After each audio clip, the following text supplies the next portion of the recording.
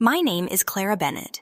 I am 34, a cardiology resident, and the single mother of 3-year-old twins. 2 months ago, I was on an emergency room bed, bleeding inside after a crash. Terrified, shaking, and trying not to die. My fingers trembled as I reached for my phone, desperate to find anyone who could watch my children for a few hours. I called my parents because I had no time, no options, and no strength left to pretend I could survive everything alone. I needed someone to stay with Hazel Bennett and Ethan Bennett, while doctors rushed me toward emergency surgery. Instead of comfort, I got a message in our family group chat, and it cut deeper than the pain tearing through my body. My mother wrote that I had always been a nuisance and a burden, and they had Taylor Swift tickets with Sabrina Bennett. She told me to figure it out myself while I lay in an ambulance, bleeding, scared, and unsure whether I would live. So I did figure it out, right there from a hospital bed.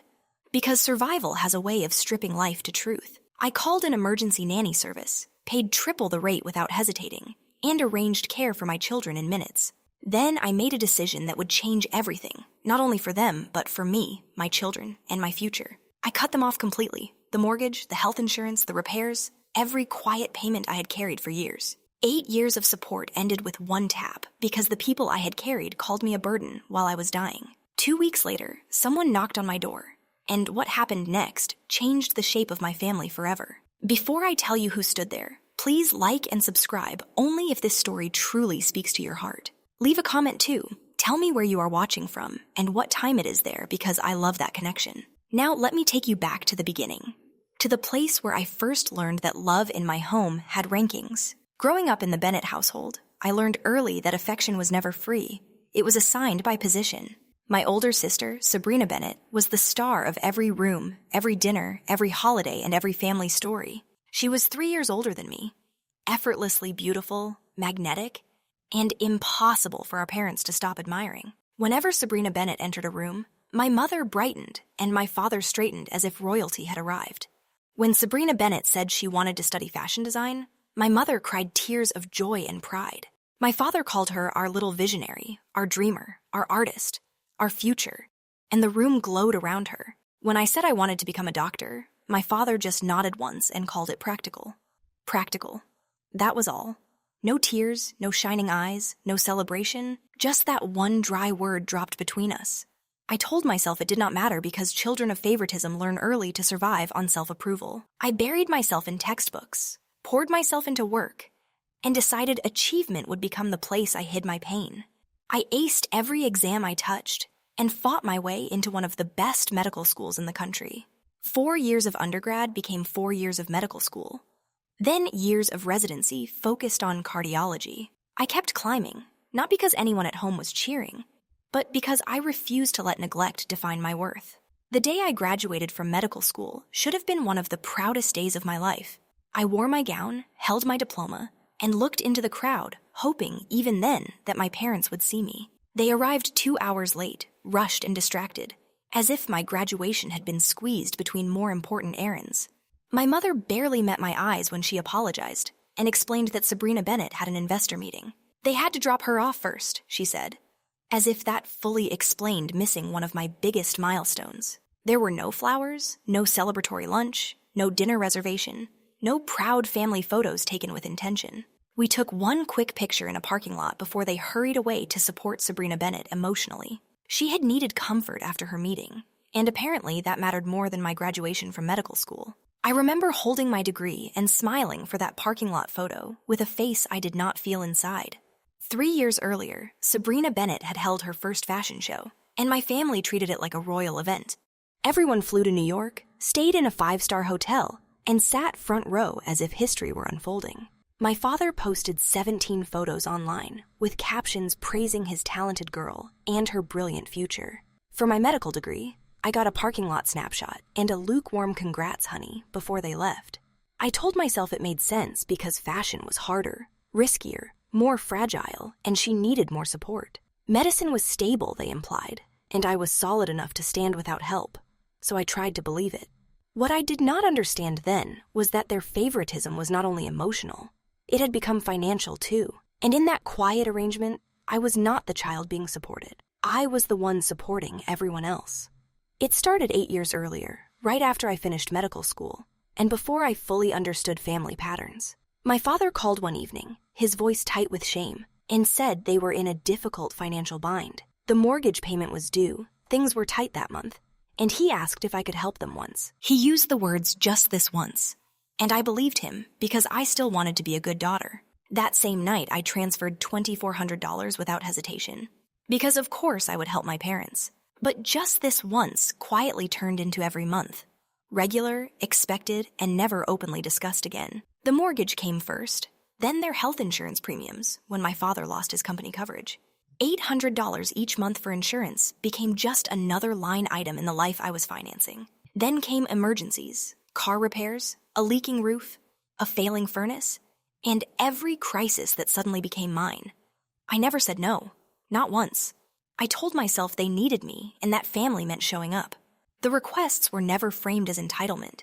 They were framed as temporary hardship, repeated until temporary became permanent. I kept working harder, taking longer shifts, cutting my own comforts, because I believed sacrifice was love in action. Then I became pregnant with twins, and their father walked out during my 5th month, leaving me stunned and alone. I was carrying 2 babies and a collapsing future, when fear settled over every hour of my life. During one frightening bleeding episode, I called my parents from the hospital because I desperately needed them. I was scared, isolated, and trying to be brave. But underneath it all, I still wanted my mother. My mother said they wished they could come, but Sabrina Bennett was distressed after her show in Milan. She said Sabrina Bennett really needed them right then, as if that answer should have made perfect sense to me. They did not come to the hospital that day, not for me, not for the babies, not for my fear. They also did not come for the birth, though I kept telling myself maybe next time would be different. They were absent through that first brutal month, when I was barely sleeping and raising 2 newborns alone. I nursed babies, studied for board exams, and cried quietly in the dark, while bills still auto-drafted. The transfers never stopped. Not for childbirth, not for exhaustion, not for heartbreak, and not for loneliness. $2,400 on the 1st, $800 on the 15th, and whatever else they happened to need. Somewhere inside me, maybe from instinct or disbelief, I started keeping a spreadsheet of every dollar I sent. I logged transfers, dates, amounts, notes, and reasons, as if one day I might need proof of my own life. When I looked at the totals, the numbers felt unreal, like reading the financial history of a stranger. Over 8 years, the amount had climbed past $320,000, maybe more depending on the month. I never asked for applause. I never wanted them to worship me or even repay what I gave. I only wanted to be treated like a daughter, not a utility line they used while pretending not to need me. I never imagined the same people I had carried for nearly a decade would one day call me a burden. That reckoning was coming toward me, fast and sharp. But I did not know how close it already was. The accident happened on a Tuesday evening, after a 16-hour shift that had wrung every drop of energy from me. I was exhausted, yes, but still alert.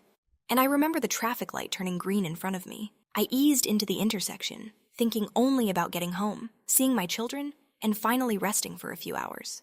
I never saw the truck. It ran the red light at 50 miles per hour and smashed into my driver's side. The impact sounded like metal screaming and glass bursting in every direction at once. My body lurched, the world spun, and darkness dropped over everything before I could even form a thought.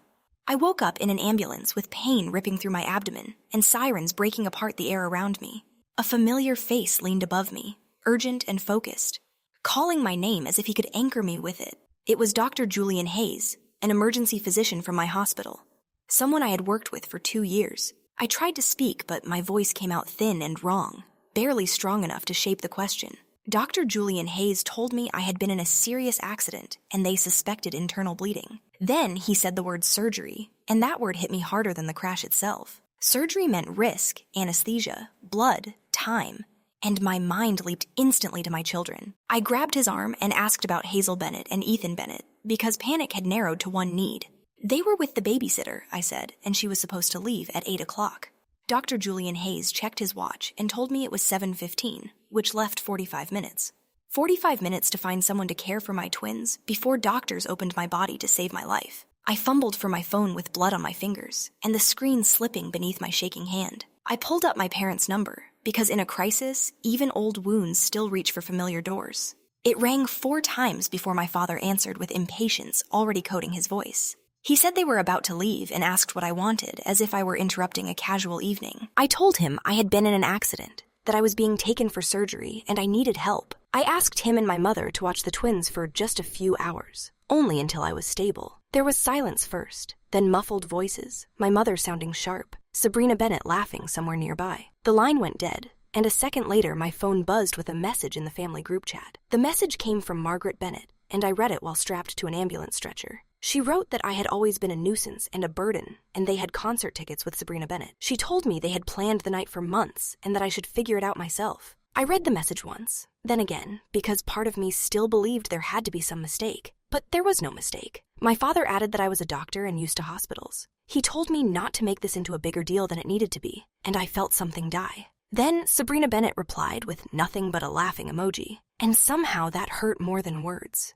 That was what I was worth to them in my worst hour. A dismissal, a lecture, and a laugh. Dr. Julian Hayes could see my screen, and when he asked what they had said, I could not answer. Something had cracked open inside me. Something older and deeper than the injury tearing through my abdomen. I asked him for a phone with internet because mine was dying, and I still had children waiting at home. He handed me his without hesitation. No questions, no pity, only quiet urgency and trust. I searched for emergency nanny services, found one with 24-hour coverage, and called immediately. I explained the situation in clipped professional sentences because if I let emotion in, I might stop functioning. I agreed to pay triple the rate, provided my babysitter's contact, and authorized payment on the spot. In 4 minutes, strangers had done what my own family refused to do for me. I handed the phone back to Dr. Julian Hayes, and he did not fill the silence with empty comfort. He only asked if he should contact the sitter and stay on top of the handoff until it was done. I said yes, and when I closed my eyes, the pain in my body no longer felt like the worst injury. As the ambulance doors opened at the hospital, I made the clearest decision of my adult life. From that bed, with fear in my chest and an IV in my arm, I decided to cut them off for good. The surgery lasted 4 hours, long enough for blood loss, fear, and luck to argue over whether I stayed alive. My spleen had ruptured. The internal bleeding was severe, and doctors later said minutes had mattered. I spent 5 days in the hospital, drifting through morphine haze, monitors, and nurses checking my vitals. Not one call came from my parents during those 5 days, and no message arrived from Sabrina Bennett either. They did not visit. They did not ask. They did not even pretend to care after the danger had passed. The emergency nanny service cost a fortune, but they kept Hazel Bennett and Ethan Bennett safe and fed. They coordinated every handoff with my regular sitter, and even sent me daily photos from home. Strangers showed more responsibility, compassion, and consistency than the family who claimed I owed them everything. On the 3rd day, I asked a nurse to bring me my laptop because there was something I needed to finish. She asked if I was sure, because I should have been resting, but rest had never fixed what was broken. I logged into my banking app and stared at 8 years of automatic transfers lined up like quiet betrayal. $2,400 on the 1st of every month. $800 on the 15th, all regular as clockwork. I canceled every one of them, one by one, and the stillness I felt afterward surprised me. Then I opened my phone settings and blocked Daniel Bennett, Margaret Bennett, and Sabrina Bennett. There were no dramatic tears, no shaking hands, no last-minute panic, only a strange and steady relief. It felt like setting down a weight so old I had forgotten I was the one carrying it. Later that afternoon, Dr. Julian Hayes stopped by again with coffee and the kind of silence that heals. He had checked on me every day, never intrusive, just present in the quiet way decent people are. He asked how I was feeling, and for the first time in years, I answered honestly. I told him I felt better, truly better, and that for the first time in 8 years I meant it. He did not push me to explain. He only nodded, as if he understood that truth can arrive through pain. I knew my parents would notice the money was gone, and that they would demand answers soon enough. I expected anger, maybe guilt, maybe blame, but I did not expect the next knock on my door. 2 weeks after surgery, I was back home, sore and moving slowly, but grateful to still be breathing. It was Saturday morning, and I was making pancakes for Hazel Bennett and Ethan Bennett, their favorite treat. The kitchen smelled like maple syrup and butter, while Ethan Bennett stacked blocks and Hazel Bennett knocked them down. Then came 3 sharp knocks at the front door, and my heart kicked hard against my ribs. I wiped my hands on a dish towel and feared immediately that my parents had come to force a scene. I looked through the peephole and caught my breath at the sight waiting on my doorstep. A tall man in his 70s stood there, silver hair neat, blue eyes sharp, posture still carrying authority. It was Grandpa Arthur Bennett, and I had not seen him in almost 3 years. My parents had always had excuses about why visits never happened. Too busy, too far, too inconvenient. I opened the door, and Grandpa Arthur Bennett pulled me into a hug that nearly made my incision ache. He stepped back, looked at my face, then at the hand I held protectively over my abdomen. He told me quietly that he knew everything, and the certainty in his voice made my throat tighten. He said Aunt Judith Bennett had told him, the one person in the family who had always seen the truth. I started to explain, but he lifted a hand and stopped me before the old habit of justifying myself returned. He said I did not owe him an explanation, but I did need to come somewhere with him next week. Then he reached into his jacket and handed me a formal cream-colored envelope with deliberate care. It was an invitation to his 70th birthday party, where the whole family would be gathered under one roof. His eyes met mine, steady and calm. And he said there were things that needed to be said. He sat at my kitchen table afterward, while Hazel Bennett and Ethan Bennett showed off toys around his chair. The twins took to him immediately, climbing close, asking questions, and demanding the kind of attention he gave freely. He watched them with a softened expression and said they looked just like I had at that age. He even laughed at the stubborn chin, and for a moment the room felt lighter than it had in months. I brought coffee to the table and finally asked how he had learned about the accident and everything else. He said Aunt Judith Bennett had called the very night it happened after hearing through one of my cousins. When she told him what my parents had done, his jaw tightened with a controlled fury that spoke volumes. He admitted he had watched the pattern for years, the way my parents treated me versus Sabrina Bennett. He said he was old, but he was not blind, and something in me loosened hearing that spoken aloud. I confessed I had often wondered whether I had exaggerated it all, whether maybe I was too sensitive. Grandpa Arthur Bennett told me firmly that I was not imagining anything, and never had been. He reminded me that he had spent 40 years as a federal judge reading people, motives, and quiet abuses. He said he knew what favoritism looked like, and he knew exactly what exploitation looked like too. Then he leaned forward and asked if I still had records of all the money I had sent. I told him yes, every transfer, every month, 8 full years preserved in statements and spreadsheets. He told me to prepare a summary with every date, every payment, every amount, and every pattern. I asked him why, though I already felt the answer forming in the room between us. He said that at his birthday party, in front of the entire family, the truth was going to come out.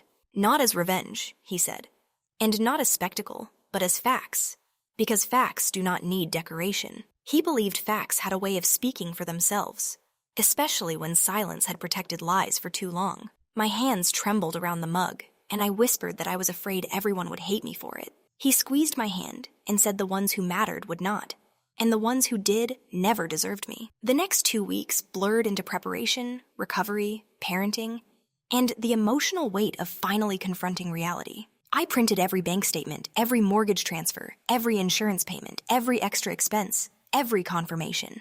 I arranged the records in chronological order and bound them in a plain manila folder without drama. Seeing it all together was staggering, a river of money flowing in one direction for year after year. 3 days before the party, Aunt Judith Bennett came over to review the folder with me. She was 55, sharp-tongued, honest, and had always refused to pretend our family was healthy. She flipped through the pages, and with each one, her expression hardened into something close to disgust. When she reached the totals, she said the number aloud, and hearing it filled the kitchen with silence. $360,000, she said flatly, and the weight of that truth settled like stone. She reminded me that most people did not earn that much in 7 years of full-time work. And still, the people living on my money had the cruelty to call me a burden in public words. I pressed my hands to the counter and told her I did not want to destroy the family. I only wanted them to see it, to acknowledge what I had done and what they had taken. Aunt Judith Bennett told me I was not destroying anything. I was only refusing to keep protecting a lie. She said their comfortable life had been built on my silence, and I was not obligated to fund that anymore. I nodded, though anxiety churned inside me, and every old reflex begged me to make peace instead. What would happen if the whole family chose my parents' side after all? She shrugged and said some might because family is messy, but truth would still remain truth. That Grandpa Arthur Bennett carried enormous respect and influence in the family. More importantly, she said, I had records, dates, receipts, and the simple force of what really happened. That evening, a cousin I barely spoke to sent me a text that made my stomach drop. He had heard I was estranged from my parents and said Sabrina Bennett was calling me erratic after the accident. She was already shaping the narrative, painting me unstable before I could speak for myself. I had not wanted a fight, but it was becoming clear they were preparing one anyway. Grandpa Arthur Bennett's home sat on 3 manicured acres, old colonial, white columns, quiet wealth, and authority. On the day of the party, I drove up the circular driveway with my hands tight on the wheel. Hazel Bennett and Ethan Bennett chattered in the back seat about balloons and the size of the house. More than 40 cars lined the property, which meant the whole family had come to celebrate. I wore a simple navy dress, understated and professional, because I was not there to perform. The folder rested in my bag, heavy with facts, while my pulse reminded me that truth has a cost. Waiters carried champagne, a string quartet played softly, and chandeliers threw light across crystal and silver. I saw my parents almost immediately, standing by the fireplace, and looking polished enough to fool anyone. Bennett wore his best suit, distinguished and composed, while Margaret Bennett laughed in a cream dress. They saw me at the same time, and my mother's laugh died as my father's face went rigid. For a long second, none of us moved, and the whole room seemed to tilt around that silence. Then Sabrina Bennett appeared in a designer dress that looked more expensive than an honest month of labor, glided toward me smiling beautifully, the kind of smile that never once reached her cold eyes. Air kissed my cheek and said she had heard about my accident and hoped it was nothing serious. I looked straight at her and answered that I had suffered a ruptured spleen and internal bleeding. I told her I had almost died, and for one brief second, her perfect expression faltered. Then she recovered and said I looked fine now, as if visible survival erased what had happened. Ethan Bennett on my hip and reminded her that none of them had been there. She drifted away with false sympathy in her posture, but the first rumble of the storm had begun. 30 minutes into the party, I was getting fruit punch for the twins when I heard Sabrina Bennett loudly, speaking to a cluster of aunts and cousins near the dessert table in a carefully worried tone. She was so concerned about me because the accident had affected me and I was saying strange things. I had cut off my parents for no reason and was acting distant, confused, and unstable. Then Margaret Bennett joined in, dabbing fake tears and talking about all the calls I would not answer. She said they had tried everything and that I was suffering some kind of breakdown after the crash. Someone murmured, "Poor thing," and I felt pitying eyes slide over me from every corner of the room. Sabrina Bennett added that I had always been dramatic, especially as a teenager. Stress was overwhelming me. I said nothing. I handed Ethan Bennett his cup and smoothed Hazel Bennett's hair with slow, steady hands. Aunt Judith Bennett appeared at my side and whispered that they had been laying this groundwork all week. She said they knew something was coming, so they were trying to discredit me before the truth appeared. I looked across the room and saw Grandpa Arthur Bennett watching everything with unreadable calm. He held a glass of whiskey and gave me the smallest nod, and somehow that was enough. I told Aunt Judith Bennett I was fine and that they could talk as much as they needed to.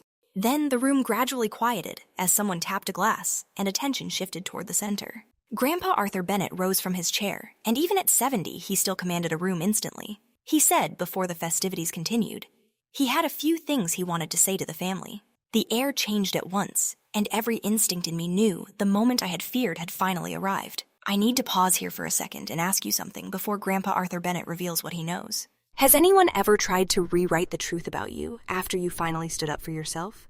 Have you ever been painted as the unstable one simply because you refuse to keep carrying someone else's lies? If that has happened to you, leave a comment or type truth, because I know I'm not alone in this. And if this story is resonating with you, hit that like button, because what happens next changes everything. Now let's go back to the party, to the second before truth finally stepped fully into the room. Before Grandpa Arthur Bennett could continue, Daniel Bennett stepped forward with controlled panic in his jaw. He said the family deserved to know something first, and his concerned parent performance began before anyone could stop it. He turned to the room and said that I had been going through a very difficult time since the accident. He gestured toward me with a sad smile and said I was confused, distant, and had cut them off completely. Margaret Bennett stepped beside him, clutching a handkerchief, and said they had only ever wanted the best for me. She claimed I was spreading terrible lies, saying they abandoned me and did not love me, which was not true. The room went silent around their performance, and I could feel dozens of eyes pressing against my skin. Sabrina Bennett added from across the room that my story about them refusing help during the accident was a misunderstanding. Someone near me murmured sympathy for my parents, and I felt the old family machinery trying to erase me. An aunt I barely knew approached and asked softly whether I was okay because my parents seemed so worried. I opened my mouth, but before I could answer, Grandpa Arthur Bennett's voice cut through the room. He asked Daniel Bennett if he was finished, and the softness of his tone only sharpened its authority. My father's confidence wavered as he insisted he had simply wanted the family to understand the situation. Grandpa Arthur Bennett said the family absolutely should know the truth, and that he intended to give it to them. He walked to the center of the room with the measured pace of a man who had ruled courtrooms for decades. He said he had listened to their portrait of a troubled daughter turning against her loving family. Then he said he would like to ask a few questions, because facts deserved the room more than performances did. My father shifted uncomfortably and muttered that this was not the time or place for such a discussion. Grandpa Arthur Bennett replied that this was exactly the place, because family should know the truth about family. Then he asked the first question, simple and devastating. Who had been paying their mortgage for 8 years?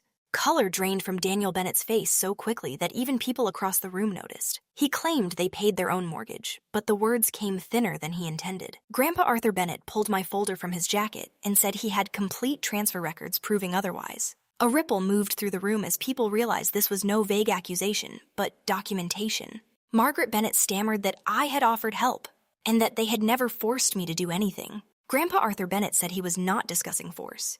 He was establishing facts, one payment at a time. He opened the folder and announced that the family might find the numbers illuminating. Across the room, Sabrina Bennett had gone pale, while my father clenched his hands so tightly they shook. My mother looked unsteady enough to faint, and I stood there holding my children while my heartbeat thundered. Grandpa Arthur Bennett began with the mortgage.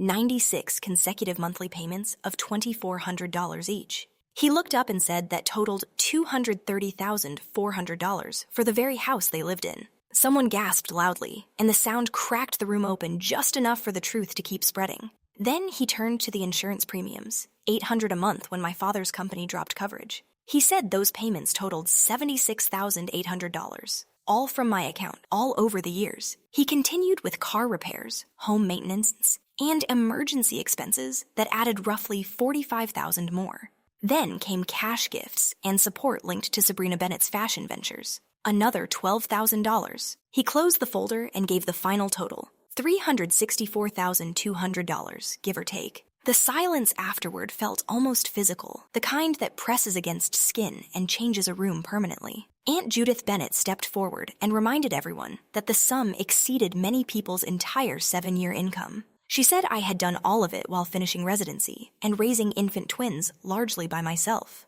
Margaret Bennett tried again, saying they had never forced me and that I had freely offered support. Grandpa Arthur Bennett replied that gratitude was still possible in such circumstances, and then asked a new question. In 8 years of receiving my help, how many times had they actually thanked me in any meaningful way? No one answered. No one could. The room waited with the terrible patience of obvious truth. He asked how many times they visited me after the twins were born, or showed up when I needed help. Still, there was nothing from them. No denial strong enough to survive the silence now surrounding us. Margaret Bennett began crying for real this time, ugly and uncontrolled. No longer the performance from earlier. Bennett said I had always seemed fine, that I never complained, that I always managed somehow.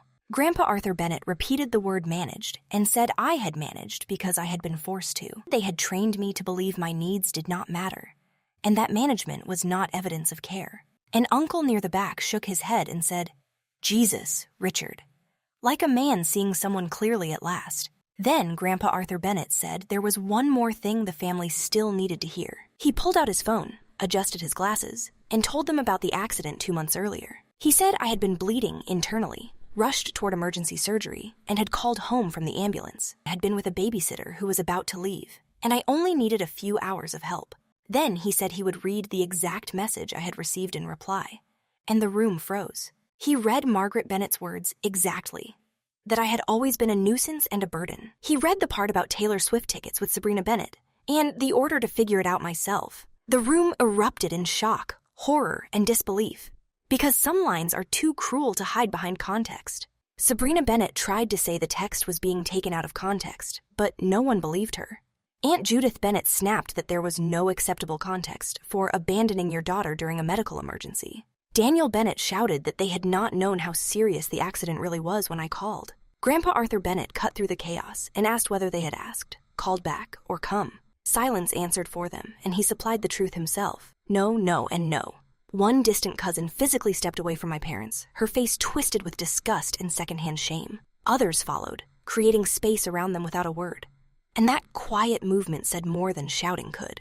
My mother sobbed that she had not meant it like that she had just been frustrated in the moment. Grandpa Arthur Bennett said she had not thought her daughter might die because she had not thought about me at all. Then he faced the room and said he was not demanding judgment, only presenting facts for each person to hold. After that, he turned to me with softened eyes and asked whether I wanted to say anything myself. I had not planned to speak because I expected facts alone would be enough to clear the fog. But looking at my crying mother, my stunned father, and Sabrina Bennett's collapsing mask, I knew I had words. I handed Ethan Bennett to Aunt Judith Bennett and stepped forward into the center of that room. I said I had not come for revenge, only because Grandpa Arthur Bennett had invited me to stand in truth. For 34 years, I said, I had lived inside a version of family that was never actually real. In that version, I was the strong one, the reliable one, the daughter who did not need anything. I told my parents I had believed them whenever they said Sabrina Bennett needed more support than I did. I believed them when they said I could handle everything alone, and I tried to become that person for them. A tear slid down my cheek, but I let it stay there because I was done hiding evidence of pain. I said that night in the ambulance finally revealed the truth I had avoided for years. I told them I had never been strong in their eyes, only convenient, useful, and endlessly available. I said I had not been reliable to them, but exploitable, a steady source of labor, money, and silence. And no matter how much I gave, it was never going to be enough to make them truly see me. Several relatives moved closer then, no longer spectators, but witnesses choosing where they would stand. An aunt touched my arm, a cousin nodded through tears, and the room's energy shifted towards something honest. My father started to speak, but I stopped him because for once I needed my full voice uninterrupted. I told them I did not hate them, but I could not keep pretending our family dynamic was acceptable. I said I could not keep buying love that should have been free from the beginning. An uncle turned to Daniel Bennett and demanded to know how he had lived off his daughter for years. The room was turning decisively now, and my father asked whether humiliating them like this made me happy. I told him no because none of it made me happy, and honesty is not the same thing as joy. I said this was not about humiliation at all. It was about truth finally standing where lies once stood. For the first time in 8 years, I said, the family knew what had really happened. It was not their version, not Sabrina Bennett's spin, not my parents' script, but the truth. Sabrina Bennett made one last attempt and said I was acting as if they were monsters. She said family helps family, and I turned to her because that word had been distorted for too long. I asked where that family had been when I was pregnant, abandoned, and scared out of my mind. I asked where they were when I raised newborn twins while studying for boards and barely sleeping. I asked where they were when I was bleeding in an ambulance, trying to find someone to save my children's evening. Sabrina Bennett had no answer, and the silence she left behind finally belonged to her instead of me, parents, and told them I would not be sending money anymore, starting now and permanently. Not because I could not afford it, I said, but because support should be a gift, not an extracted duty. Real family care flows both ways, and what we had was never mutual, only taken and assumed. Margaret Bennett reached toward me pleading, but I stepped back because boundaries need visible shape. Told them I was not necessarily cutting them off forever, but I needed real space, not guilt and reset. I said I needed them to think honestly about what they had done, not smooth it over and move on. If one day they could truly acknowledge it, maybe something could be rebuilt. But I would not wait for that. I took Ethan Bennett back into my arms and said I would not hold my breath. A great aunt came to me then, took my hands, and apologized for believing I had been the easy one. I told her softly that everyone had believed that because that was exactly how it had been designed to look. I was here again, and ask whether that moment of choosing myself resonates with you too. So many of us are taught that family means endless sacrifice, even when sacrifice becomes self-erasure. But boundaries are not betrayal, and saying no is not selfish when yes is destroying your life. If you agree, type boundaries in the comments, and share this story with someone who needs that reminder. Now let me tell you what happened after the party, because truth never ends when the room goes quiet. My parents left early that night, and no one stopped them, chased them, or offered consoling goodbyes. My father helped my mother to the car while she cried into his shoulder, and Sabrina Bennett followed behind. The silence they left in their wake felt heavy, but not oppressive, more like air after a storm breaks. In the following days, my phone buzzed constantly with messages from relatives reevaluating everything they thought they knew. Cousins who had barely spoken to me in years reached out to apologize for believing the old family narrative. One cousin admitted she had always thought I was the difficult one because Sabrina Bennett made it sound that way. Another said he had never questioned why I kept my distance, because my parents always looked so polished. The family group chat, the same one where that devastating text had appeared, fell silent and then disappeared. More importantly, my parents quietly stopped being invited to family gatherings as trust around them collapsed. When cousin Oliver Bennett celebrated his 40th birthday 3 weeks later, my parents were not on the list. When Aunt Judith Bennett hosted Easter brunch, their names were missing there too, without any dramatic announcement. No formal sides were declared, but exclusion has a language everyone understands when truth changes the room. 2 weeks after the party, Margaret Bennett called me from a new number, hoping to slip past my boundary. I let the call go to voicemail because not every apology attempt deserves immediate access to your peace. Her message begged me to talk and said everything had been blown out of proportion by the family. She said my father was devastated, she was devastated, and asked if we could not just move past it. I listened once, then deleted it, because forgiveness is not a reset button for the people who hurt you. I had finally learned that release, if it came, would be for me and not for their comfort. But the emotional fallout was only one part of the aftermath. The financial consequences were just beginning. 3 months after the party, Aunt Judith Bennett called me with news that made me set down my coffee. She said my parents were selling the house because they could no longer keep up with the mortgage. I expected to feel triumph, vindication, or guilt. But instead, I felt only tired and strangely distant. I asked where they would go, and she said Uncle Robert Bennett was letting them stay temporarily.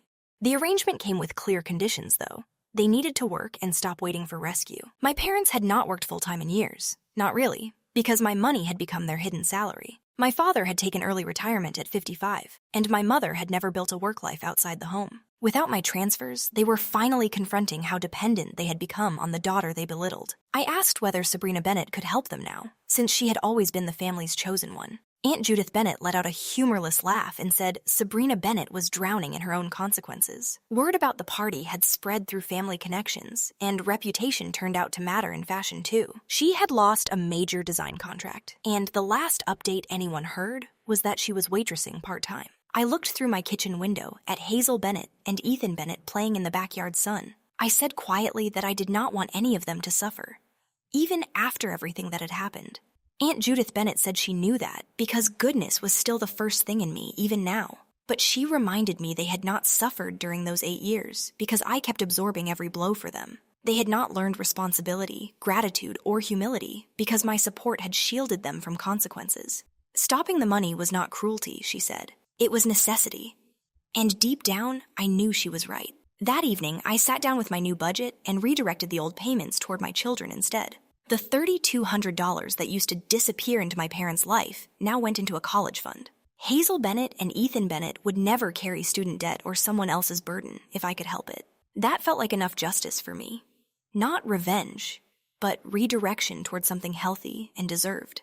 6 months after Grandpa Arthur Bennett's party, my phone lit up one Tuesday night with an unknown number. Usually I ignored numbers I did not know, but something made me answer that particular call. It was Sabrina Bennett. But her voice sounded smaller, rougher, and stripped of the polish she once wore. She asked me not to hang up and said she needed to say something even if I owed her nothing.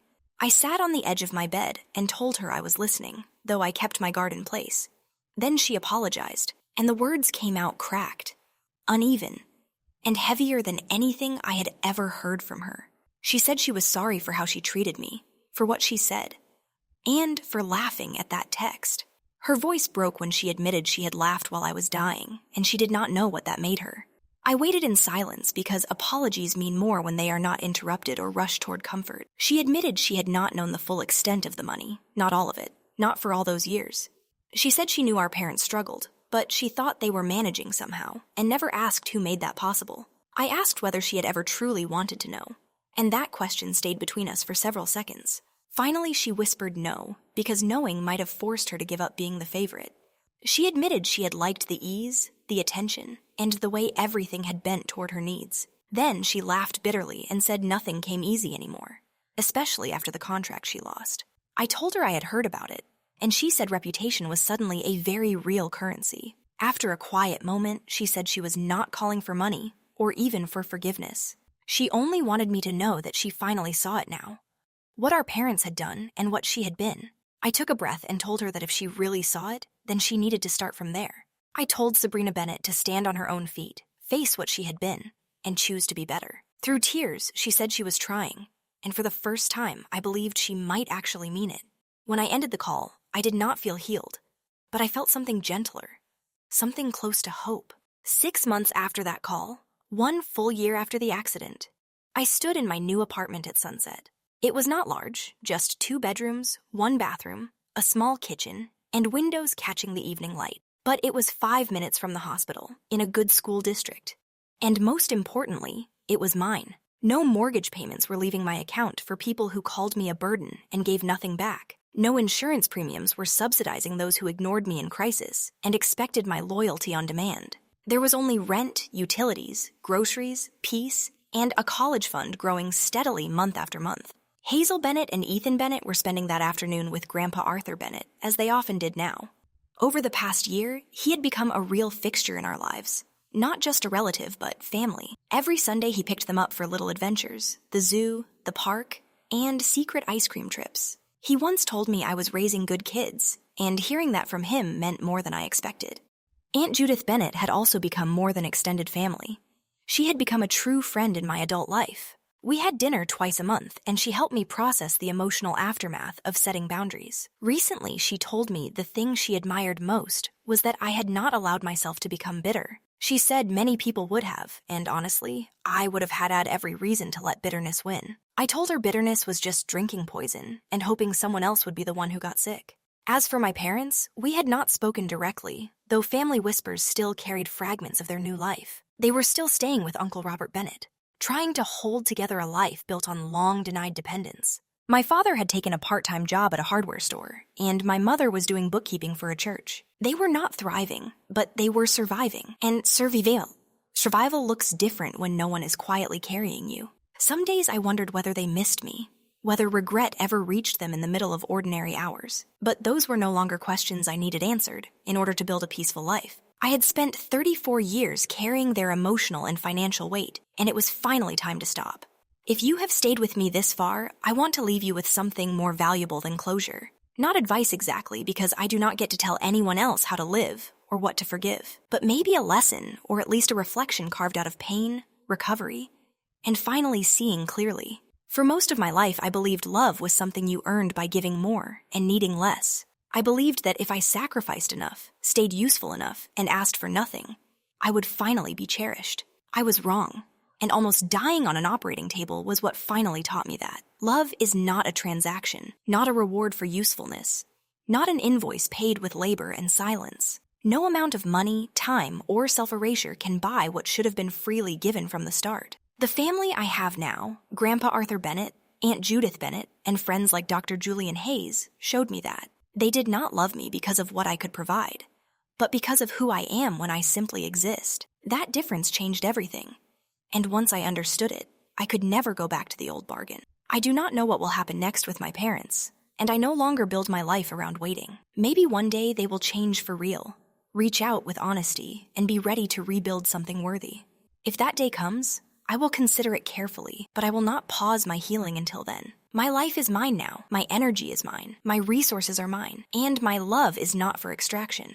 If the people who raised you call your self-respect betrayal, they may never have deserved your loyalty. And if you are carrying a weight that was never yours to bear, you are allowed to put it down. You are not selfish for choosing peace. You are not ungrateful for setting a boundary. You are not a burden. Sometimes freedom begins the moment you stop auditioning for love from people committed to misunderstanding your worth. Sometimes healing begins when you finally say no, and then keep saying it until your life sounds like your own. So if this story reached you, hold on to this. Protecting yourself is not cruelty. It is self-respect. Build the life that loves you back. Put your energy where there is reciprocity, safety, and honest care. Thank you for staying with me through this story and walking all the way to the other side of it.